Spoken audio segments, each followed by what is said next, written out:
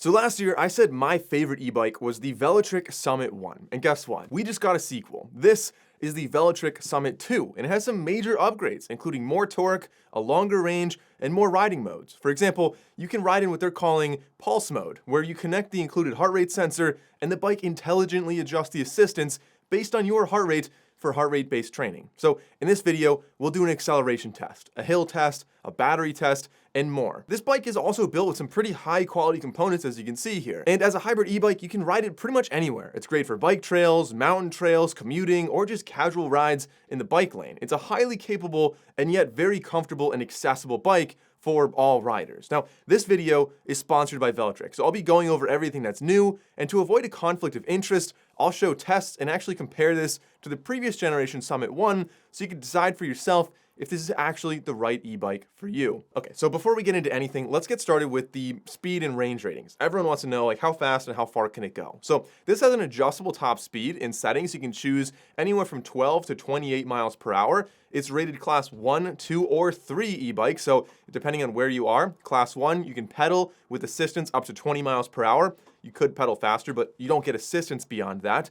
Class 2 is the same as class 1, but you also have a throttle up to 20 miles per hour. And then class 3 gives you pedal assistance up to 28 miles an hour and a throttle up to 20 miles per hour. But like I said, you can limit that top speed as low as 12 miles per hour in the app. It's also rated for over 70 miles of range with just the throttle, or 95 miles using pedal assistance. I'll show that in metric for my international friends, my kilometer friends out there. But let's talk about the design now. There's two different sizes. I personally love this design. I like the hybrid e-bike style where you can ride it off-road, you can take it on some mountain bike trails, or you can just ride it on a regular bike trail. And this has two different sizes. You've got the regular size for anyone who's maybe 5'2" up to 5'10", and again, I'll show that on metric on screen as well. And there's a large size as well. It's the one I got, which is good for 5'7" up to 6'5". I'm 6'2". This was incredibly comfortable. It's very adjustable as well. So the handlebars, you can change the angle to choose essentially how high and how close they actually are. The seat is obviously adjustable, and it's a really comfortable bike to ride.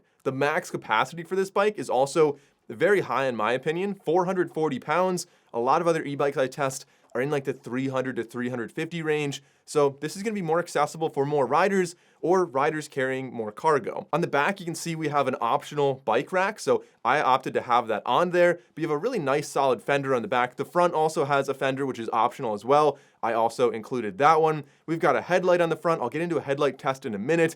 On the back, we have these integrated tail lights, which are also blinkers, as you can see on the bottom. So it's not going to be up on the rack, and you notice like blinkers on an e-bike, like that's actually fairly rare. It's getting more common now, but it's something that I like if you're riding in low light environments or on a road or a bike lane. It's just nice that you'll still use your arm to turn, but having a blinker makes you more noticeable. This also comes in 3 different, honestly really sweet colors. I had a hard time choosing them, but there's Galaxy Purple, Ocean Blue, which is what I have and what you're seeing in this video, and Glacial Silver. Now, other kind of cool specs about this bike, 27.5-inch Kenda puncture-resistant tires, really nice treads on them. So as I said, comfortable to ride on a trail if you wanted. They're wide enough for that, but also grippy enough you could take them through some grass or some dirt, no problem at all. You have a lockable front suspension, so if you're really trying to get more power up a hill, you can lock that out. But you have a lot of suspension travel that, if you have the full suspension enabled, you really get a lot of cushion on this bike. The battery is rated for IPX7 water resistance, which is very, very high. All right, so I want to show you the app, but first, just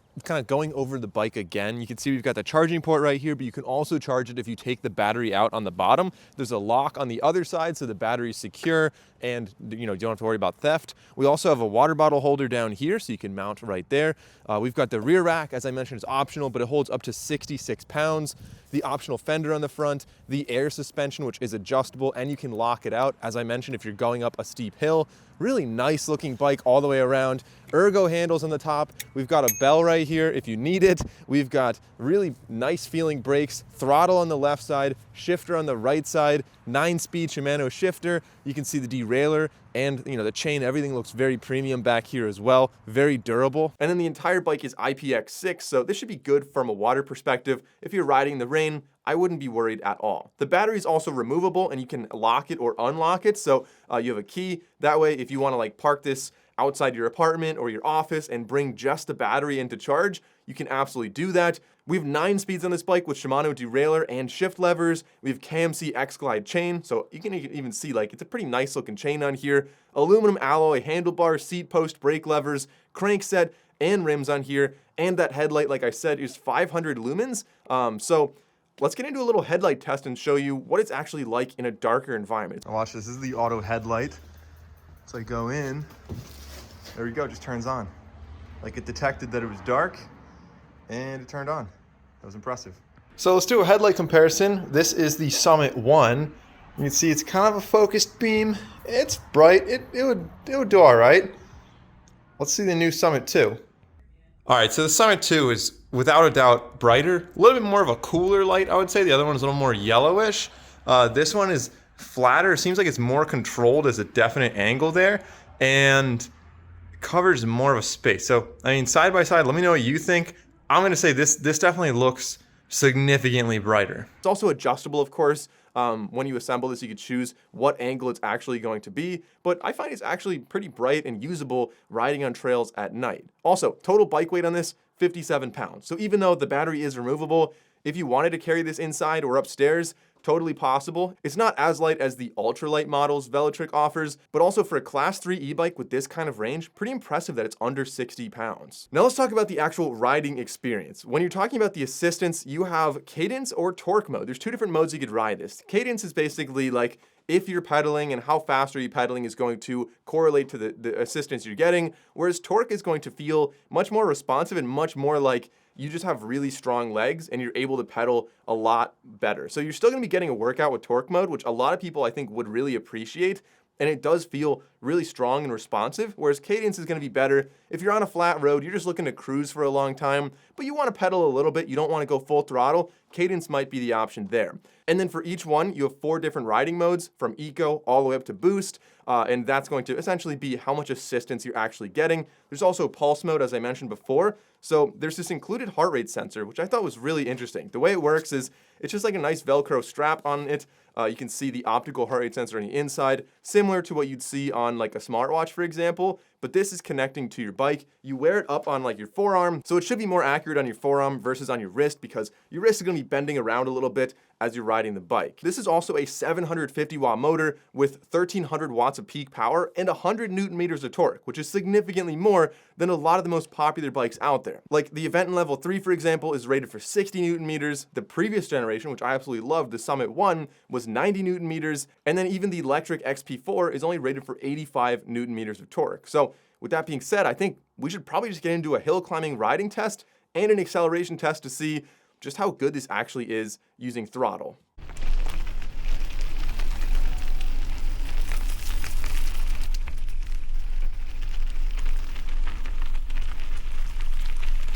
All right, now for a second hill test. Throttle only. This is a pretty steep hill. It's not gonna look like it on camera, but 15's not bad. That's pretty impressive. 16.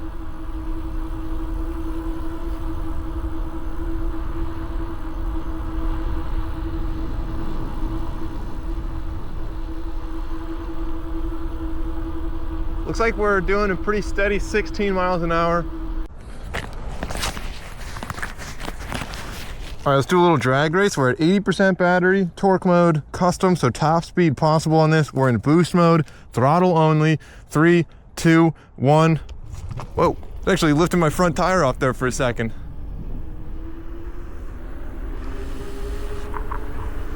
$20.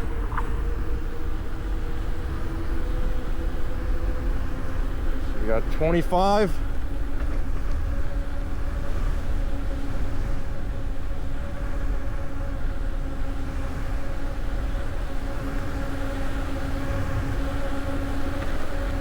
I think we're topping out at about 27.8. 28.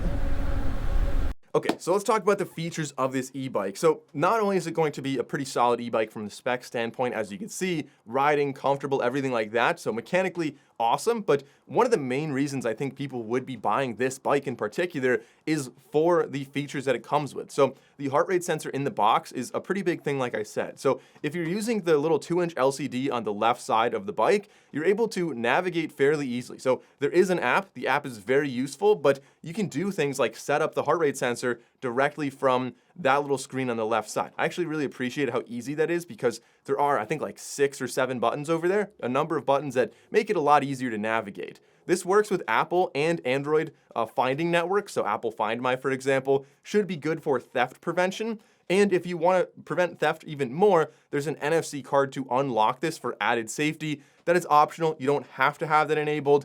I personally don't always carry around a card with me, so I have that disabled. But if I'm going to park somewhere and you lock it up, and I don't know, it's just going to be a little bit harder for somebody to pedal away with this if your bike is not able to just turn on and ride away with the throttle. An NFC card is super easy. You just tap it to unlock and you don't have to worry about like key or anything like that. But you do have a key for the battery, as I mentioned before, for theft prevention. All right, now looking at the app right here, this connects by Bluetooth, super easy to set up. You can name your bike, you can choose your riding mode. You can do all of this from the bike as well, and I'll show you that in a second.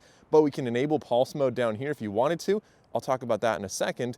We've got our 4 different modes. You can choose if you're class 1, class 2, or class 3. Check out your local regulations to make sure you're choosing the right one. This is where you can enable the top speed if you wanted to. So class 2, maybe you want your pedaling to only go up to like 18 or 19 miles an hour. You can set that there. There's also a custom mode if you enable it down here, which essentially just goes as fast as the bike possibly can. This is more of an off-road or private trail kind of mode. So you don't want to use it just anywhere, but it is there in case you want to, enable that. We also have the experience down here. You can choose if you want to go more smooth or more fast and aggressive. And the throttle sync, of course, as you can see, let me tap on this, it'll give you a little more detail about that. But basically, you're able to toggle these on or off. You can also choose if you want to use torque or cadence sensing on this. So this has the sensor swap technology. So if you're riding on flat ground and you really don't want to try too hard, you just want to cruise along with minimal effort, cadence might be the right option for you. If you want something a little bit more responsive, and maybe you even want to get a workout out of this, torque is going to be personally my preference there. We've got auto light right here, which is based on the ambient brightness. It'll just turn the light on for you, which is actually really impressive. You could manually turn the light on as well if you ever need to. You have the auto power off, so when you walk away from the bike, do you want it to turn off after 5 minutes, 60 minutes, or not at all? You can adjust the screen brightness, and as I mentioned, because you have an ambient brightness sensor on there, it's able to adjust not only the headlight on and off, but also adjust the screen brightness. And you could set up some ride tuning down here. You can check your firmware for pretty much everything, the Bluetooth, the battery, the controller. So that way, if anything, is updated from Velotric, you can get that update and, improve your bike in the future. And then of course we have the controller here. So you've got your left and right buttons. This is going to be your blinkers. You can see right there, left blinker and right blinker. It also beeps, and it doesn't just stop blinking after like 2 seconds. It'll just keep blinking until you're done turning and you hit that button again. I really appreciate that it flashes and beeps so you don't accidentally leave your blinker on. On the top, we have our power button. We have our up and our down. You can see that's switching between the different modes right there, the assistance levels. On the very bottom, there's a button down here, and that is going to switch between your different classes. So class 1, class 2, or 3, or custom. Kind of hard to see, but that little white with the black text right there, you're going through the different modes. And we've got our M button. That's going to show you some different displays here. And if we press and hold it, it'll bring us into our settings where you can set the speed limit here if you didn't want to do it in the app. You can go to pulse mode here. You can turn cruise control on and off. So if you're using the throttle, cruise control, I have it set to on. So if you just stay at a certain throttle for long enough, it'll enable cruise control and you're just cruising. You don't have to hold this down the entire time. That's actually pretty sweet, but you want to be sure that it's on or off so you don't accidentally, let off the throttle and it's still going. I think it's really useful though. So let's go back by hitting the back button. We can go down a little more. We've got sensor swap. So all the stuff that I showed you in the app, you can also choose here. And you can set up the NFC card as well. So let me go and turn this on right now. I'm gonna go over and turn that on. We'll go down to card number 1. And there are 2 cards that already came with the bike. You can see card number 3, you're able to bind other ones down there. If you buy another just generic NFC card, you wanna set that up, you can do that. And so you can see right here, all I have to do is tap this. All right, so now if I power this on, you'll see that I need the card to unlock the bike. You are able to ride the bike. Like it's not gonna lock up the hubs or anything, but you're not able to use it as an e-bike unless you go and tap this. So it's not really like theft prevention, but at least if someone steals it, it's not really going to be particularly usable and they're not gonna be able to get away quite as quickly. I guess another benefit of that. But just if you need it, NFC cards are a cool option with this bike. So that is the Velotric Summit 2, an impressive e-bike that not only looks really good, but also performs quite strongly as well. We've got cool features on there like pulse mode riding, a lot of different options for how much assistance you want. Do you want to ride casually and just have the e-bike assist you? Or do you want to really, put in a workout and just go a little further and a little faster, but still get the nice burn in your quads and the good heart rate improvement as well? So, like I said, an impressive bike that I'll be enjoying riding for a while. Let me know your thoughts on it in the comments down below. Thanks for watching. I'm Mike O'Brien, and I'll see you in the next video.